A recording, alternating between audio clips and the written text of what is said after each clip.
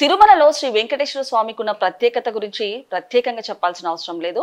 అలాంటిది తిరుమలలో శ్రీ వెంకటేశ్వర స్వామికి సంబంధించిన పింక్ డైమండ్ వ్యవహారం మళ్ళీ తెరపైకైతే వచ్చింది. మరి దీని గురించి విశ్లేషించుకోవడానికి మనతో పాటు senior journalist and doctor Durga Vadlamani గారు ఇప్పుడు మనతో ఉన్నారు. నమస్తే మేడం. నమస్తే అండి మేడం. మరి చూడొచ్చు, తిరుమల తిరుపతి వెంకటేశ్వర స్వామి ఎంత ప్రత్యేకతమైందో మనందరికి తెలిసిందే. అలాంటిది తిరుమల తిరుపతికి సంబంధించిన వెంకటేశ్వర స్వామికి సంబంధించిన పింక్ డైమండ్ వ్యవహారం ఇప్పుడు మళ్ళీ తెరపైకి వచ్చింది. ఏమంటారు మేడం? అంటే ఇది యాక్చువల్గా మనకి ఇవాళ మళ్ళీ తెర మీదకి వచ్చిందండి ఈ అంశం.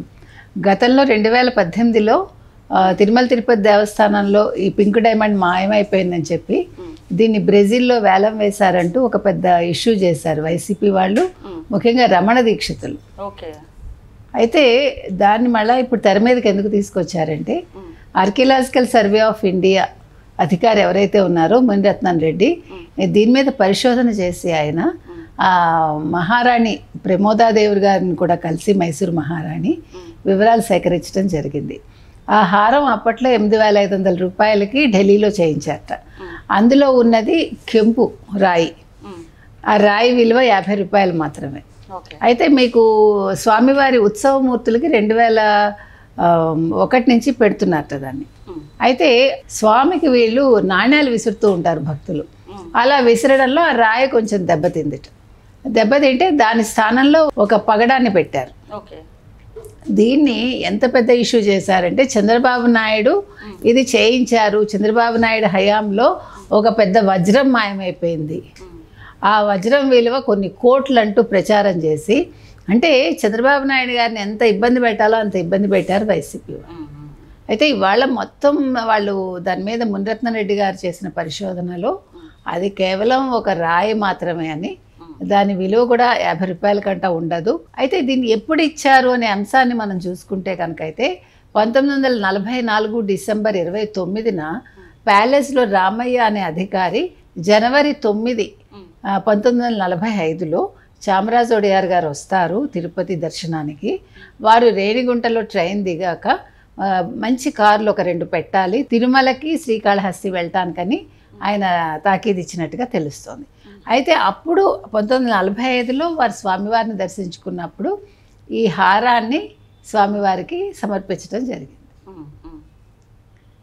సో ఆల్మోస్ట్ 80 ఏళ్ళు అవుతుంది. ఆ తర్వాత ఏం జరిగిందంటే, ఇంకా రమణ దీక్షితులు ఏం చేశారంటే, ఈ కెంపుని జెనీవాలో దాన్ని వేలం వేశారు. తర్వాత దాని విలువ కొన్ని కోట్లు. తర్వాత ఆలయంలో కైంకర్యాలు సరిగా జరగట్లేదు, నిధుల కోసం అంతా తవ్వేశారు తిరుమలలో అంటూ అప్పట్లో రమణ దీక్షితులు చాలా పెద్ద ఎత్తున వివాదాలకి తెరలేపారనమాట. ఆ తర్వాత ఏం జరిగింది దీని మీద, అంతకుముందు 2009లో శ్రీవారి ఆభరణాల విషయంలో కొంచెం గందరగోళం వచ్చిందిట. అంటే ఆభరణాలు వివరాలు ఉన్నాయా లేదా అని. 2009లో ఈ కొన్ని ఆభరణాలు మాయమయ్యాయి, ఆభరణాల లిస్టు సరిగా లేదు అంటే, అప్పుడు ఏం చేశారంటే సుప్రీంకోర్టు మాజీ న్యాయమూర్తి జస్టిస్ జగన్నాథరావు నేతృత్వంలో ఒక కమిటీ, తర్వాత 2010లో జస్టిస్ వాద్వా నేతృత్వంలో మరో కమిటీ ఏర్పాటు చేశారట, టీటీడీ విజిలెన్స్ విభాగం.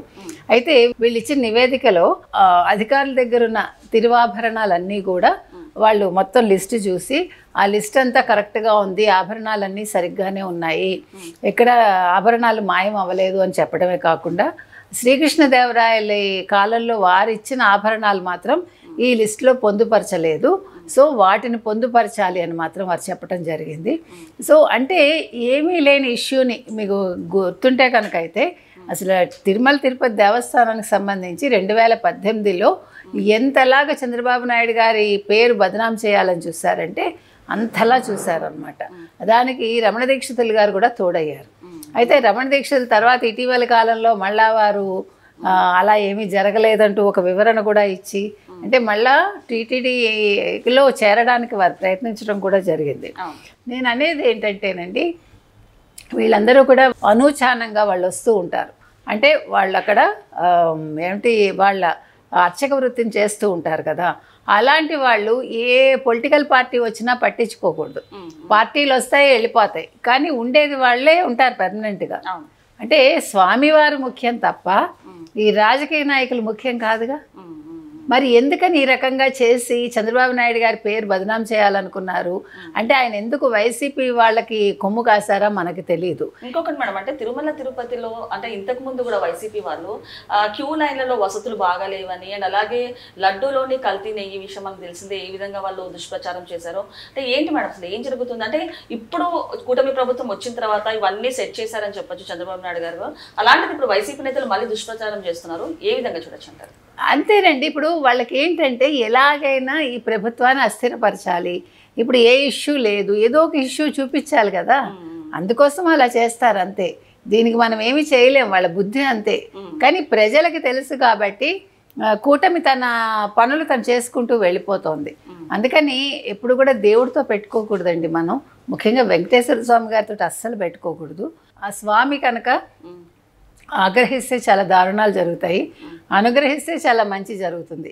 కాబట్టి రాజకీయాల కోసం వెంకటేశ్వర స్వామిని కానీ తిరుమలని కానీ వాడుకోవాలనుకోవడం తప్పు, ఆ పవిత్రతను నాశనం చేయాలనుకోవడం మరో తప్పు, ఆభరణాల విషయంలో ఏదో గందరగోళం సృష్టించాలనుకోవటం కూడా తెలివి తక్కువతనం అని నా ఉద్దేశం. Okay madam, thank you.